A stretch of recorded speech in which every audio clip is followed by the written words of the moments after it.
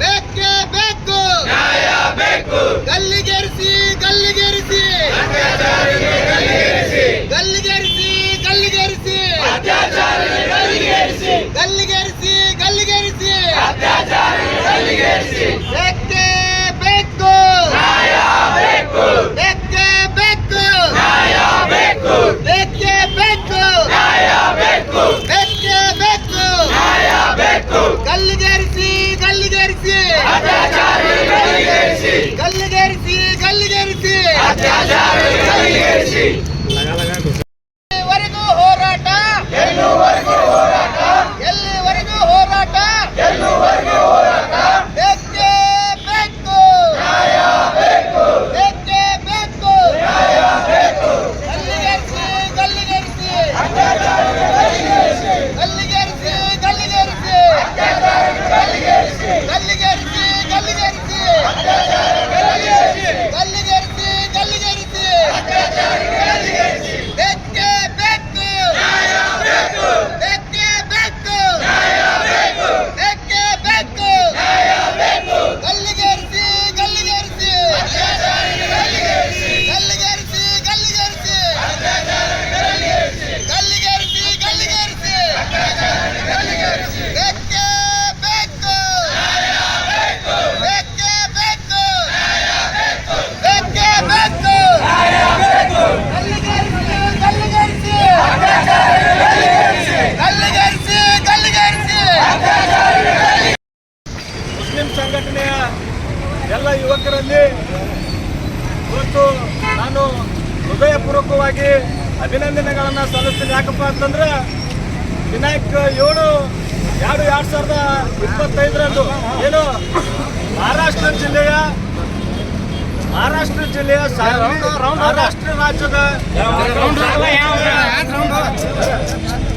ಮಹಾರಾಷ್ಟ್ರ ರಾಜ್ಯದ ಸಾಂಗ್ಲಿ ಜಿಲ್ಲೆಯ ಜತ್ ತಾಲೂಕಿನಲ್ಲಿ ಏನು ಮಿಸ್ಬಾ ಅನ್ನುವಂತ ಒಂದು 3 ವರ್ಷದ ಬಾಲಕಿಯ ಮೇಲೆ ಏನು ಅತ್ಯಾಚಾರವನ್ನು ಖಂಡಿಸಿ ಇವತ್ತು ಬಾಗಲಕೋಟೆ ಹಳೆ ನಗರದ ಬಸವೇಶ್ವರ ವೃತ್ತದಲ್ಲಿ ನಾವು ಭಾವಪೂರ್ವಕವಾಗಿ ಶ್ರದ್ಧಾಂಜಲಿಯನ್ನ ಅರ್ಪಿಸುವ ಮುಖಾಂತರ ಇವತ್ತು ಈ ಬಾಗಲಕೋಟೆ ಜಿಲ್ಲೆಯಿಂದ ಬಾಗಲಕೋಟೆ ನಗರದಿಂದ ಇವತ್ತು ಏನು ಅತ್ಯಾಚಾರವನ್ನ ಏನು ನಡೆಸಿದ್ದ ವ್ಯಕ್ತಿಗೆ ಇವತ್ತು ಕಠಿಣವಾದಂಥ ಒಂದು ಶಿಕ್ಷೆಯನ್ನು ನೀಡಬೇಕಂತೇಳಿ ಮಾನ್ಯ ಜಿಲ್ಲಾಧಿಕಾರಿಗಳ ಮುಖಾಂತರ ಮಾನ್ಯ ಭಾರತ ಸರ್ಕಾರದ ಗಣವೆತ್ತದ ರಾಷ್ಟ್ರಪತಿಗಳಲ್ಲಿ ನಾವು ನಾಳೆ ಜಿಲ್ಲಾಧಿಕಾರಿಗಳ ಮುಖಾಂತರ ಮನವಿ ಕೂಡ ಸಲ್ಲಿಸ್ತಾ ಇದ್ದೀವಿ.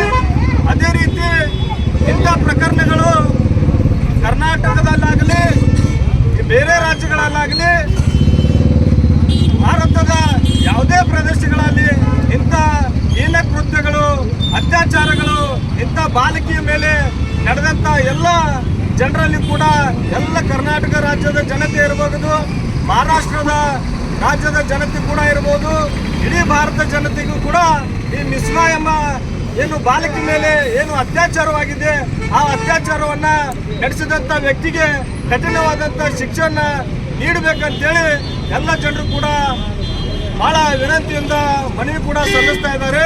ಅದೇ ರೀತಿ ಇವತ್ತು ಬಾಗಲಕೋಟೆ ಜಿಲ್ಲೆಯ ಕರ್ನಾಟಕ ರಕ್ಷಣಾ ವೇದಿಕೆ ಆಗಿರ್ಬೋದು, SDPI ಸಂಘಟನೆ ಆಗಿರ್ಬೋದು, ಬೇರೆ ಬೇರೆ ಪ್ರಮುಖ ವ್ಯಕ್ತಿಗಳು ಕೂಡ ಇವತ್ತು ಭಾವಪೂರ್ವಕ ಶ್ರದ್ಧಾಂಜಲಿ ಸಭೆಗೆ ಆಗಮಿಸಿ ಇವತ್ತು ಆ ಬಾಲಕಿಗೆ ಶ್ರದ್ಧಾಂಜಲಿ ಅರ್ಪಿಸುವ ಮುಖಾಂತರ ಆ ವ್ಯಕ್ತಿಗೆ ಕಠಿಣವಾದಂಥ ಶಿಕ್ಷೆಯನ್ನ ಗುರಿಪಡಿಸಬೇಕಂತೇಳಿ ಮಾನ್ಯ ಜಿಲ್ಲಾಧಿಕಾರಿಗಳಲ್ಲಿ ನಾವು ವಿನಂತಿಸ್ಕೊಳ್ತಾ ಇದ್ದೀವಿ.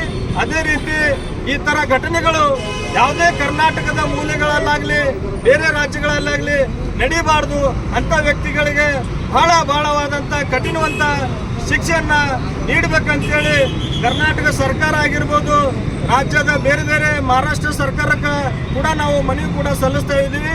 ಅದೇ ರೀತಿ ಇವತ್ತಿನ ಎಲ್ಲ ಭಾವಪೂರ್ವಕವಾದಂಥ ಶ್ರದ್ಧಾಂಜಲಿ ಸಭೆಗೆ ಆಗಮಿಸಿದಂಥ ಕನ್ನಡ ಪರ ಸಂಘಟನೆ ಇರ್ಬೋದು, SDPI ಸಂಘಟನೆ ಇರ್ಬೋದು, ಎಲ್ಲ ಪ್ರಮುಖರಿಗೂ ಕೂಡ ನಾನು ಹೃದಯಪೂರ್ವಕವಾಗಿ ಒಂದು ಅಭಿನಂದನೆಗಳನ್ನು ಸಲ್ಲಿಸುವ ಮುಖಾಂತರ ಇವಾಗ ಈ ಸಭೆ ಕುರಿತು ಕರ್ನಾಟಕ ರಕ್ಷಣಾ ವೇದಿಕೆಯ ಜಿಲ್ಲಾಧ್ಯಕ್ಷರಾದ ಬಸವರಾಜ್ ಧರ್ಮಂತಿಯವರು ಕೂಡ ಕೆಲವು ವಿಷಯಗಳನ್ನು ಹಂಚ್ಕೋಬೇಕಾಗಿ ತಮ್ಮಲ್ಲಿ ವಿನಂತಿ. ಏನು ಆಗ್ತೈತಿ ಗಂಟು ಕಟ್ಕೊಂಡು ಬಂದ್ಬಿಡ್ತೈತಿ. ಯಾಕಂದ್ರೆ ಒಂದು ಸಣ್ಣ ಕೂಸನ್ನು ಬಿಡ್ಲಾರಂಥ ವಿಕೃತರು ಈ ಭೂಮಿ ಮೇಲೆ ಇದಾರ ಅಂತ ಅನ್ನೋದೇ ಅತಿ ದೊಡ್ಡ ದುರಂತ. ಇನ್ನು ನಾನು ಭಾರತ ಸರ್ಕಾರಕ್ಕೆ ಒತ್ತಾಯ ಮಾಡೋದೇನು ಅಂತಂದರೆ, ನೀವು ಇಂಥ ಕೇಸ್ಗಳಲ್ಲಿ, ಅತ್ಯಾಚಾರದ ಪ್ರಕರಣಗಳಲ್ಲಿ ನೀವು ನಮ್ಮ ಕಾನೂನು ವ್ಯವಸ್ಥೆ ಏನೈತಿ ಬಹಳ ಸಡಿಲವಾಗಿ ಅತ್ಯಾಚಾರಿಗಳನ್ನ ಕಾಪಾಡುವಂಥದ್ದು ಅಥವಾ ಅವ್ರನ್ನ ಸಾಕುವಂಥ ಕೆಲಸವನ್ನು ಬಿಟ್ಟು ತಕ್ಷಣಕ್ಕೆ ಕ್ರಮ ಆಗುವಂಥ ರೀತಿ ಕಾನೂನು ತಿದ್ದುಪಡಿ ಮಾಡಬೇಕು. ಇನ್ನು ಮಹಾರಾಷ್ಟ್ರದಲ್ಲಿ ಅಷ್ಟೇ ಅಲ್ಲ, ಈ ಉತ್ತರ ಪ್ರದೇಶದಲ್ಲಿ ಇತ್ತೀಚೆಗೆ ಕುಂಭಮೇಳದ ಸಂದರ್ಭದಲ್ಲೇ ಒಂದು ದಲಿತ ಹುಡುಗಿಯ ಮೇಲೆ, ಬಾಲಕಿಯ ಮೇಲೆ ಅತ್ಯಾಚಾರ ಆಯಿತು. ಬೆಂಗಳೂರು ಹತ್ತಿರದ ಒಂದು ಊರಲ್ಲೂ ಕೂಡ ಒಂದು ಪುಟ್ಟ ಬಾಲಕಿಯ ಮೇಲೆ ಹೊರರಾಜ್ಯದವರು ಕೂಡ ಅತ್ಯಾಚಾರ ಮಾಡಿಬಿಟ್ಟ. ಇದೆಲ್ಲ ಕೊನೆಗೊಳ್ಳೋದು ಯಾವಾಗ? ನಾವೆಲ್ಲರೂ ಜೈಕಾರ ಹಾಕಿ ನಮ್ಮೆಲ್ಲ ಅಧಿಕಾರವನ್ನು, ಮತದಾನದ ಅಧಿಕಾರವನ್ನು ಬಳಸಿ ನಿಮ್ಗೆ ಅಧಿಕಾರ ಕೊಟ್ಟರೂ ಕೂಡ ಅತ್ಯಾಚಾರಿಗಳನ್ನ ಎಡೆಮುರಿ ಕಟ್ಟಲಿಕ್ಕೆ ಆಗ್ತಿಲ್ಲ, ಅತ್ಯಾಚಾರಿಗಳನ್ನ ತಡೆಗಟ್ಟಲಿಕ್ಕೆ ಆಗ್ತಿಲ್ಲ ಅಂತಂದ್ರೆ ನೀವು ಯಾಕೆ ಸರ್ಕಾರದಲ್ಲಿ ಇದ್ದೀರಿ? ಯಾಕೆ ಅತ್ಯಾಚಾರಿಗಳನ್ನ ಬೆಂಬಲಿಸ್ಲಿಕ್ಕೆ ನೀವಿದ್ದೀರಾ? ಈ ಹಿಂದೆ ರಾಜಕಾರಣಿಗಳು ಅತ್ಯಾಚಾರ ಪ್ರಕರಣಗಳಲ್ಲಿದ್ದಾಗ ಅವ್ರಿಗೆ ಬೆಂಬಲಿಸಿದ್ದು ನೋಡಿದ್ದೀವಿ. ಉತ್ತರ ಪ್ರದೇಶದ ಒಬ್ಬ ಅತ್ಯಾಚಾರಿಯನ್ನು ಮೆರವಣಿಗೆ ಮಾಡಿ ಕರ್ಕೊಂಡ್ಬಂದಂಥವರು ನಮ್ಮ ದೇಶದಲ್ಲೇ ಇದ್ದಾರೆ. ಎಲ್ಲ ಸರಿ ಹೋಗಬೇಕು ಅಂತಂದರೆ ಮಿಸ್ಬಾಳ ಮೇಲೆ ಆದಂಥ ಅತ್ಯಾಚಾರ ಮಿಸ್ಬಾ ಕೊನೆಯವಳಲ್ಲ, ಮೊದಲನೇವಳಲ್ಲ. ಇಂಥ ಅತ್ಯಾಚಾರಗಳು ಅನೇಕ ಆಗಿದ್ದಾವೆ. ಆದರೆ ಇದೇ ಕೊನೆಯದಾಗಬೇಕು ಅನ್ನೋ ರೀತಿ ಭಾರತ ಸರ್ಕಾರವಾಗಲಿ, ಮಹಾರಾಷ್ಟ್ರದ ಸರ್ಕಾರವಾಗಲಿ, ಇನ್ನು ಕರ್ನಾಟಕ ಸರ್ಕಾರವಾಗಲಿ, ಕರ್ನಾಟಕದ ಆದ್ರೆ ಮಾತ್ರ ವಿಚಾರ ಮಾಡುವಂಥದ್ದಲ್ಲ. ಈಗ ಪಕ್ಕದ ರಾಜ್ಯದಲ್ಲಿ ಈ ಥರದ ಅತ್ಯಂತ ದುಷ್ಟಕ ಕೃತ್ಯ ನಡೆದಿದೆ ಅಂತಂದರೆ ಮೊದಲೇ ಎಚ್ಚೆತ್ತುಕೊಂಡು ಕರ್ನಾಟಕ ಸರ್ಕಾರ ಕೂಡ ಮುಂಬರುವ ಅಧಿವೇಶನದಲ್ಲಿ ತಕ್ಷಣ ಒಂದು ಅತ್ಯಂತ ಉಗ್ರವಾದ, ಕಠಿಣವಾದ ಕಾನೂನನ್ನು ತರಬೇಕು. ಅತ್ಯಾಚಾರದ ಪ್ರಕರಣಗಳಲ್ಲಿ ಎಷ್ಟು ಜುಜುಬಿಯಾಗಿ ವರ್ತನೆ ಮಾಡ್ತವೆ ನಮ್ಮ ಕಾನೂನು ಸರ್ಕಾರಗಳು ಅಂತಂದ್ರೆ, ಬರೀ ನಮ್ಮ ಫಾರೆನ್ಸಿಕ್ ಟೆಸ್ಟ್ ಅಂತೀವಿ ನಾವು, ವೈಜ್ಞಾನಿಕ ಪರೀಕ್ಷೆಯೊಳಗೆ ಗೊತ್ತಾಗ್ತದೆ ಯಾರು ಅತ್ಯಾಚಾರ ಮಾಡ್ಯಾರ ಮಾಡಿಲ್ಲ ಅಂತ. ಅದ್ರ ಮೇಲೆ ಕ್ರಮ ತೆಗೆದುಕೊಳ್ಳುವಂಥ ನೈತಿಕ ಹಕ್ಕನ್ನು, ನೈತಿಕ ಧೈರ್ಯವನ್ನು ಕೂಡ ಸರ್ಕಾರಗಳು ಮಾಡೋದಿಲ್ಲ ಅಂತಂದರೆ ಇದು ಕೂಡ ಈ ದೇಶದ ದುರಂತನೇ. ಆದ ಕಾರಣಕ್ಕೆ ನಾವು ಮುಖ್ಯವಾಗಿ ಪ್ರಧಾನಮಂತ್ರಿಗಳಿಗೆ ಒತ್ತಾಯ ಮಾಡ್ತೀನಿ. ಪ್ರಧಾನಮಂತ್ರಿಗಳೇ ಬೇಟಿ ಬಚಾವೋ ಬೇಟಿ ಪಡಾವೋ ಅಂತ ಹೇಳಿದ್ರಲ್ಲ, ಬೇಟಿಗಳನ್ನ ಉಳಿಸ್ಕೊಳ್ಳೋಕ್ಕೂ ಆಗ್ತಿಲ್ಲ, ಓದಿಸ್ಲಿಕ್ಕೂ ಆಗ್ತಿಲ್ಲ. ಇದು ನೀವೇ ಅಧಿಕಾರದಲ್ಲಿರುವಂಥ ಭಾರತದಲ್ಲಿ ಅದನ್ನು ನಿಮಗೆ ಎಚ್ಚರಿಕೆ ಕೊಡ್ತಾ ಇದ್ದೀನಿ.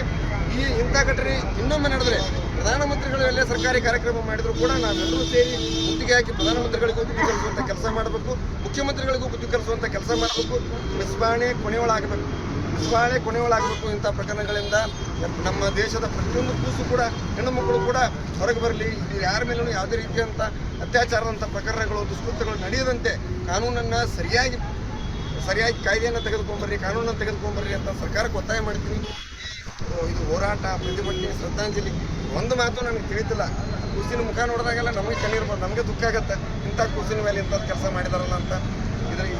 ಇವತ್ತು ನಾವು ಶ್ರದ್ಧಾಂಜಲಿ ಮಾಡ್ತಿದ್ದೀವಿ ಅಂತ ಕರೆದಿದ್ದವ್ರಿಗೆ ನಾನು ಧನ್ಯವಾದ ಹೇಳ್ತೀನಿ. ಅಷ್ಟೇ ಭಾರವಾದ ಮನಸ್ಸಿನಿಂದ ಹೇಳಲಿಕ್ಕೆ ಇಷ್ಟಪಡ್ತೀನಿ.